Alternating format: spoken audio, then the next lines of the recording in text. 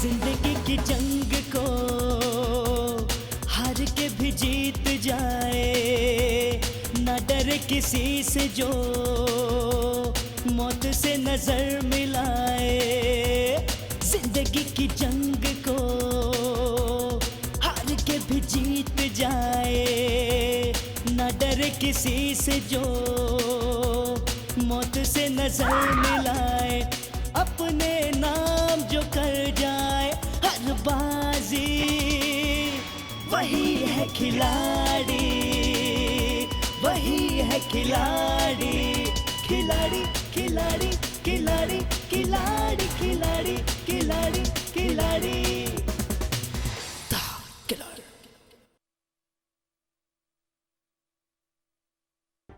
आ गए जेंटलमैन साहब, अभी सब पता चलेगा।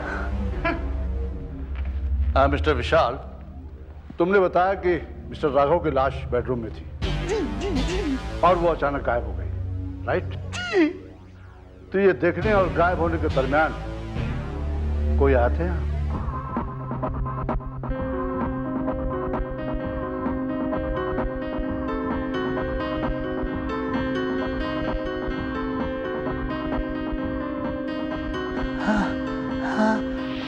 मैंने आपसे कहा ना, मैं बिल्कुल ठीक हूँ, आप प्लीज चिंता मत कीजिए। अच्छा, लेकिन वो चीख कैसी थी? इंस्पेक्टर साहब, मैंने आपसे कहा आपको गलतफहमी हो रही है, यहाँ से कोई चीख वीख नहीं आई थी। अच्छा,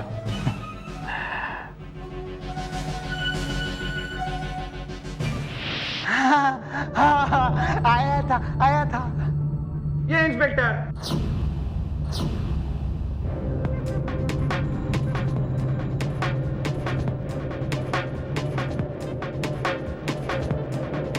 इसके साथ कौन था? कोई नहीं था साथ में, बिल्कुल अकेले आए थे। सर लेकिन मैं अकेले नहीं आया था सर, मैं जब भी यहाँ पर आया हूँ डॉक्टर के साथ आया हूँ सर। सर ये पागल है सर, ये पता नहीं क्या बक रहा है सर। हैं, झूठ बोल रहे हो। हैं?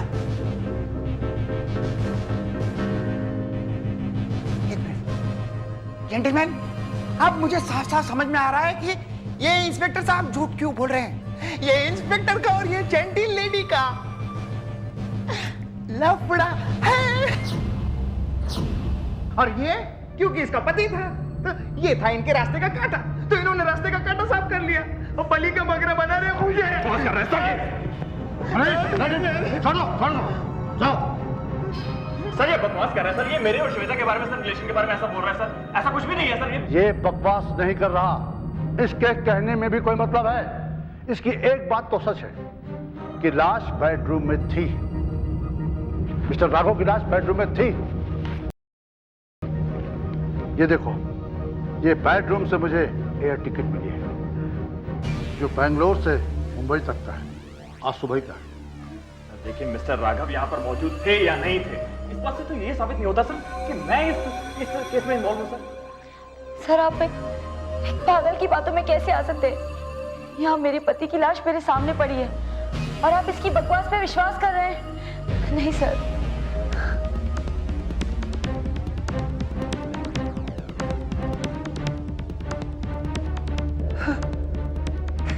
एक मिनट एसीपी साहब,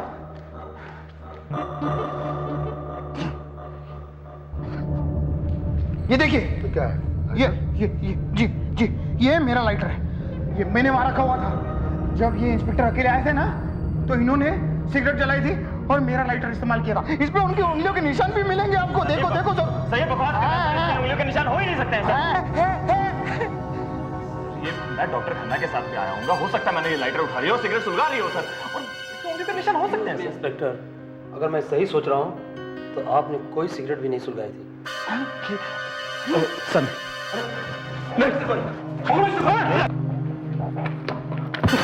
क्या कर रहा है? पुलिस आ रहा है। चल छोड़िए, क्या कर रहे हैं? जानते हैं पुलिस में हाथ लगाए मुझे। अरे सर पुलिस को हाथ लगाएंगे आप? पुलिस को हाथ लगाएंगे? अरे चल, बहुत देखे तुम्हारे जैसे पुलिस वाले।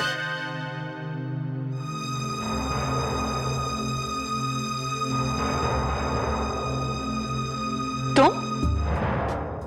मैडम, बाय द वे, मैं जान सकता हूं कि आप कौन हैं और मनीष को कैसे जानती हैं? मैं इसे नहीं जानती। मैं तो यहाँ अपने एक दोस्त संजय की तलाश में आई हूँ। वो राघव के दोस्त हैं और ये आदमी, इसे हमने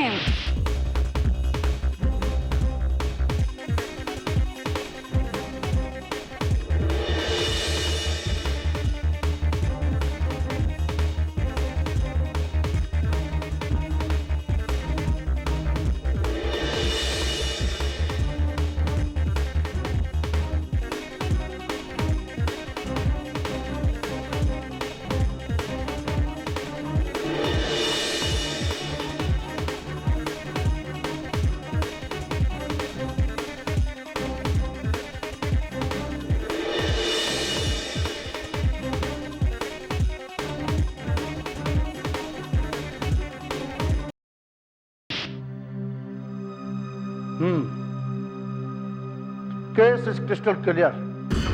मनीष, मुझे तुम्हारे ऊपर पहले से ही शक था, इसीलिए मैंने तुम्हारी दोनों पिस्तौलें ले ली। मैं जानता था कि सारा खेल तुम्हारा है। तुम्हारे जैसे ऑफिसर ही पुलिस डिपार्टमेंट के लिए दाग है। Now you are under arrest. Sir एक मिनट सर, सर मुझे माफ कर दीजिए सर। सर देखिए सर, अरेस्ट हिम। ले जाओ सर, मुझे माफ कर दीजिए। ले जाओ सर, देखिए ले जाओ। बॉडी लेके आओ।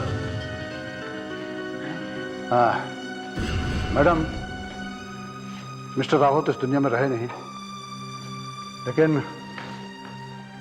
मैं ये जानना चाहता था कि मिस्टर राघव और आपके दोस्त संजय का आपस में क्या रिश्ता था? सर, मैं इस बारे में ज़्यादा कुछ नहीं जानती।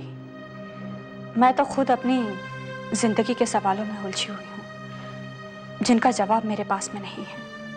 एनीवे, पुलिस की मदद करने के लिए आपका बहुत बहुत शुक्रिया। लेकिन हाँ, इस केस के सिलसिले में आप लोगों की जरूरत पड़ सकती है, इसलिए अगर पता मिल जाता तो। जी जरूर। ये लीजिए, आपको कभी भी जरूरत हो तो फोन कर दीजिएगा। Thank you so much. Mister Vishal, आप और मैडम भी कानून की नज़र में गुनहगार, दोनों को मेरे साथ चलना होगा। चलिए मेरे साथ। आइए डॉक्टर साहब। देखिए इंस्पेक्टर साहब, मैं तो बहुत ही सीधा, ले चलो। मैंने कुछ चक्करबाजी नहीं की साहब।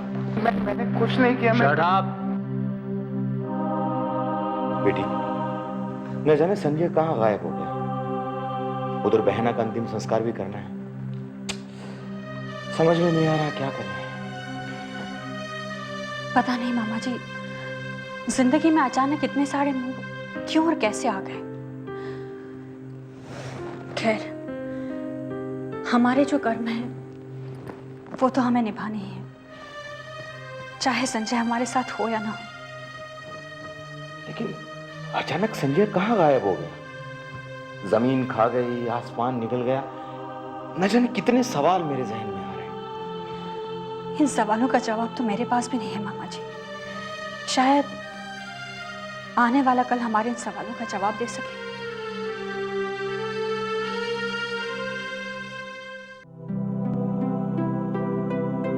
देखते ही देखते 15 साल बीत गए, लेकिन आज भी वो पुरानी यादें मेरे जहन में ताजा हैं। रेत की तरह वो सारे पुराने पल मेरे हाथों से फिसल तो गए, लेकिन जाते जाते वो अपने सुनहरे रंग मेरे पास जरूर छोड़ गए। संजय के चले जाने के बाद सुमन और रंजीत की मदद से हम इस महान प्रेस को हकीकत का रूप देने में कामयाब हो पाए, और मुझे गर्व है इस बात का कि आज की इस छोटी जिंदगी में हमारा अखबार सिर्फ और सिर्फ सच्चाई छापता है। 16 ने सही कहा तुमने बेटी। उसी की बदौलत आज हमारा अखबार पिछले 10 सालों के मुकाबले इस साल सबसे ज्यादा प्रॉफिट दर्ज कर सका है। इस बीच हमारे अखबार की बिक्री को लेकर कितनी अड़चनें क्यों ना आई हो, लेकिन तुमने सच्चाई का साथ नहीं छोड़ा। I am proud of you बेटा। उसका रिजल्ट हमारे सामने है। तुमने साबित कर दिया कि आज भी सच्चाई ही बिकती है, बस थोड़ा सब्र रखना पड़ता है। लेकिन मालिनी, मुझे तुमसे एक शिकायत है। क्या शिकायत है मामा जी? बेटा, तुमने गोल्डी को गोद लेकर उसे एक सगी मां से भी ज्यादा प्यार दिया है, लेकिन क्या गोल्डी ने आदर्श बेटे का फर्ज निभाया है? प्यार देना बुरी बात नहीं है, लेकिन अंधा प्यार इंसान को और भी अंधा बना देता है, सिर्फ अंधा। बस कल रात को थोड़ी सी ज्यादा हो गई थी, इसलिए सर पकड़ा हुआ। बाबा, मैंने आपसे कितनी बार कहा है कि पैसों को लेकर आप चिंता मत किया कीजिए। आखिर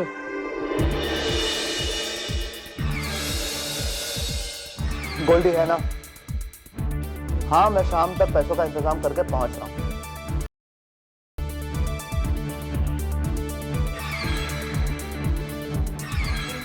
मालिनी, गोल्डी को पैसों की कोई कदर नहीं है। जब से तुमने उसे मार्केटिंग हेड बनाया है, वो अपने पावर का गलत इस्तेमाल कर रहा है। सब जानते हैं कि मिस्टर गर्ग एक करप्टेड बिजनेसमैन है, लेकिन वो हमारे अखबार के जरिए उसकी झूठी तारीफें करके उसकी छवि सुधारने में लगा। मामा जी, गोल्डी ऐसा क्यों करेगा? देखो, ये मैं तो नहीं जानता कि इसमें उसका पर्सनल इंटरेस्ट क्या है। मैं तो सिर्फ इतना जानता हूं कि जिस सच्चाई की नींव पर हमारी प्रेस खड़ी है ना, गोल्डी उसी नींव को खोखला करने पर तुला हुआ है। और ये हमारी प्रेस के लिए अच्छी बात नहीं है। प्लीज मामा जी, प्लीज, आप हमेशा गोल्डी के पीछे क्यों पड़े रहते हैं? गोल्डी भी तो इस प्रेस की भलाई चाहता है ना, और जितना इस प्रेस पर हमारा हक है, उतना गोल्डी का भी है। बेटी, हक तो सुमन की बेटी महक का भी है, वो भी इस प्रेस में बराबर की भागीदार है, लेकिन वो अपने हक का कभी गलत इस्तेमाल नहीं करती। मित्तल इंडस्ट्रीज जैसे एम्पायर की वारिस होने के बावजूद भी वो यहां पर एक साधारण एम्प्लॉय की तरह काम करती है। मालिनी, जिस तरह से तुमने गोल्डी की परवरिश की है ना, उसी तरह उसने अपने छोटे भाई संजू को रंजीत और सुमन की गैर हाजिरी में पाला पोसा है। लेकिन गोल्डी और संजू के बिहेवियर में जमीन आसमान का फर्क है। मालिनी, तुम्हें महक से कुछ सीखना चाहिए।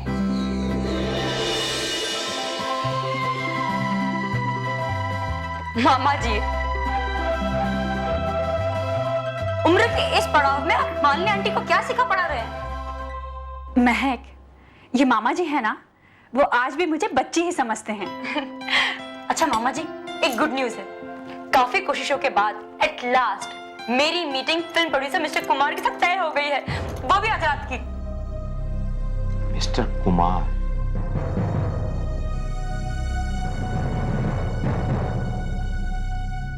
महक, इतनी रात गए मिस्टर कुमार से मिलना क्या तुम्हारा ठीक रहेगा? क्योंकि कास्टिंग काउच के मामले को लेकर मिस्टर कुमार का नाम काफी उछाला जा रहा है। हाँ महक, मामा जी बिल्कुल ठीक कह रहे हैं। ऐसे आदमी के साथ इतनी रात गए तुम्हारा मिलना ठीक नहीं है। मालिनी आंटी, अब आप बिल्कुल मामा जी की तरह बातें कर रही हैं। मैं कोई बच्ची थोड़ी ना हूँ।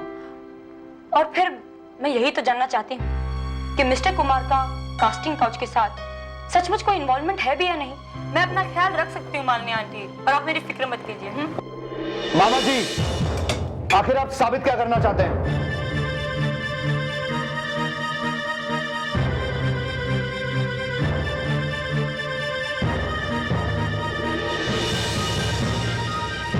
क्या बात है गोल्डी?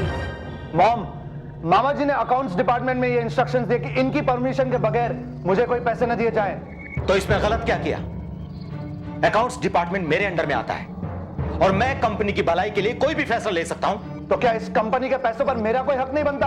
गोल्डी, मॉम, मुझे लगता है आपको मामा जी को ये याद दिलाना चाहिए कि मैं इस कंपनी में 20% का शेयर होल्डर हूं और मुझे अपने पैसे इस्तेमाल करने से कोई नहीं रोक सकता।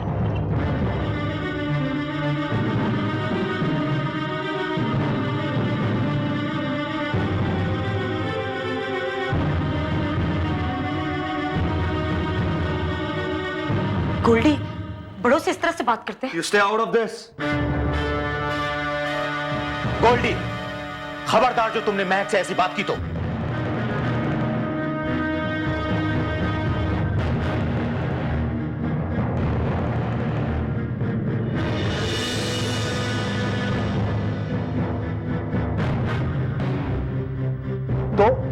तो क्या मामा जी, क्या? देखो प्लीज प्लीज मामा जी, आप शांत हो जाइए और गोल्डी तुम भी चुप रहो।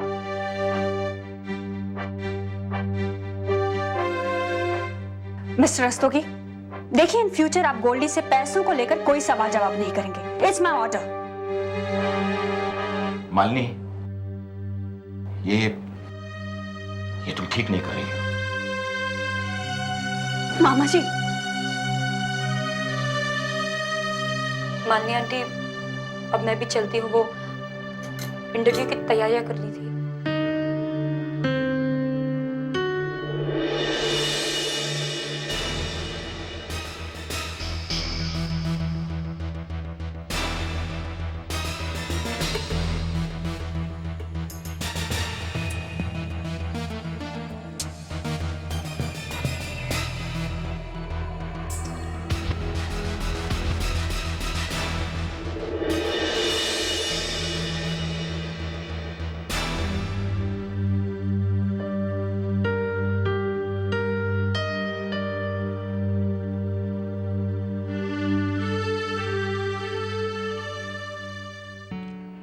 क्राइम स्टोरी में तुम्हारा आर्टिकल पढ़ा, नाइस फॉर अ चेंज।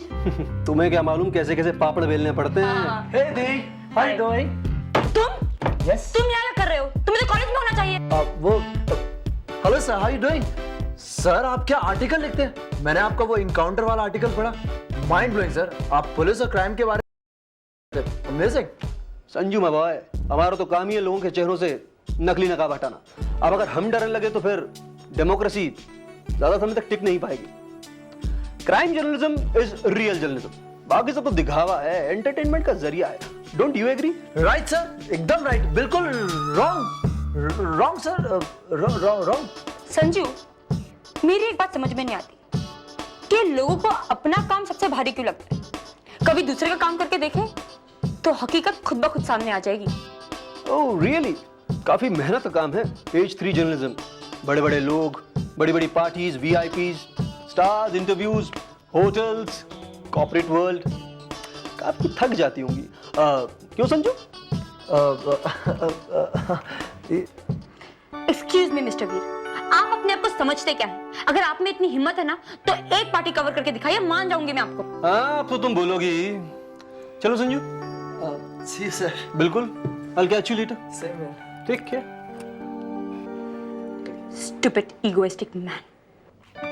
दी आप रहते हो? तू चुप रहे, बीच में मत बोल। और तुझसे मैं पूछ रही थी कि तू यहाँ क्या कर रहा है? तुझे इस वक्त कॉलेज में होना चाहिए था ना? तूने कॉलेज का पहला दिन बंक किया? दी मैंने कोई कॉलेज बंक नहीं किया, लेकिन आप उनका गुस्सा मुझ पे क्यों उतार रहे हो? मैं यहाँ किसी काम से आया था। क्या काम से आया था? अब वो क्या कर रहा है? बोल ना। दी मेरी पॉकेट मनी खत्म हो गई है। पॉकेट मनी खत्म हो गई है? अभी लास्ट वीक तो तुम्हें पॉकेट मनी दिया था मैंने। खत्म हो गया। संजू, दी मेरे कॉलेज का नया साल है और I want to buy jeans, sport shoes, all that stuff दीदी। अच्छा ठीक है, आई अंडरस्टैंड। लेकिन संजू, तुम्हारी ये फिजूल खर्ची मुझे बिल्कुल नहीं पसंद है। मैं नहीं चाहती कि तुम गोल्डी की तरह पैसों की कदर न करो। And this is the last time I am giving you the pocket money once again. अगली बार एक बार पॉकेट मनी दे दी गई हो, उसके बाद no extra money. Do you understand that? I understand that. बहुत बदमाश हो गए तुम, बहुत ज्यादा।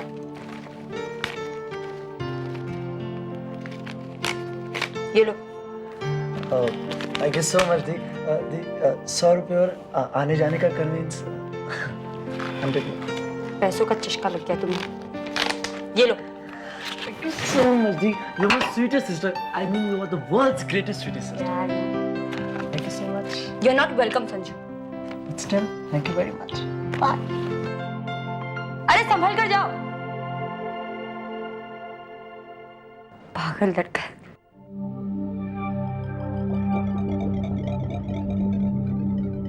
सर आपको इस पर भी साइन करना है। क्या ये? सर ये वो 30,000 रुपए का वाउचर है जो आपने पिछले हफ्ते मुझसे लिए थे। कौन से 30,000 रुपए? मुझे कोई 30,000 याद नहीं है। सर याद करने की कोशिश कीजिए, मैंने अपने हाथों से आपको दिए थे और आपने कहा था आपके पास वक्त नहीं है, बाद में साइन करेंगे। देखिए मुझे कोई 30,000 याद नहीं है, मैं इस वाउचर पे साइन नहीं करूंगा। सर ऐसे मत कीजिए सर। सर मेरी नौकरी का सवाल है, मेरी नौकरी खतरे में पड़ सकती है। देखिए मैं आपको कह चुका हूं, मुझे कोई 30,000 याद नहीं है, मैं कोई वाउचर पे साइन नहीं करूंगा। सर मेरी नौकरी। एक मिनट रस्तोगी जी, आपकी नौकरी को कोई खतरा नहीं।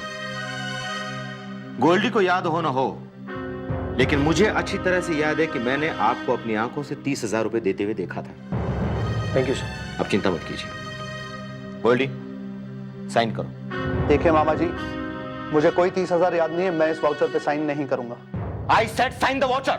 तुम पैसों का क्या करते हो मुझे इससे कोई लेना देना नहीं है, लेकिन अकाउंट डिपार्टमेंट का हेड होने के नाते मैं अपना रिकॉर्ड क्लियर रखना चाहता हूं। मैं इस पे साइन नहीं करूंगा। गोल्डी साइन करो।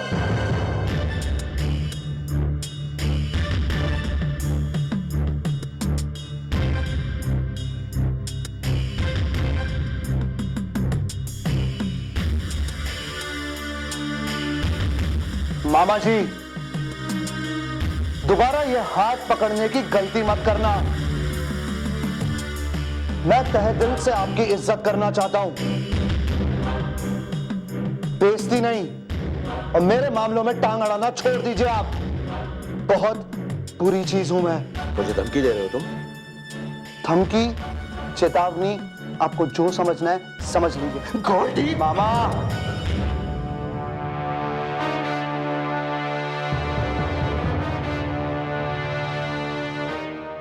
गोल्डी मेरे कैबिन में आओ।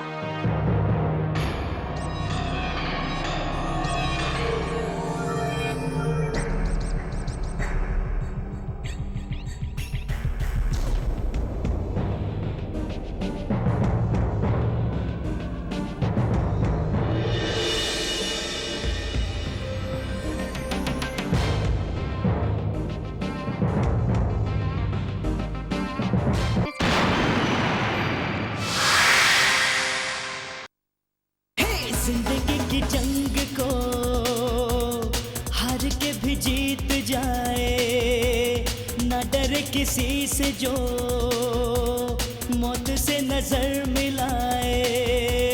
जिंदगी की जंग को हार के भी जीत जाए, न डरे किसी से जो मौत से नजर मिलाए। अपने नाम जो कर जाए हर बाजी, वही है खिलाड़ी।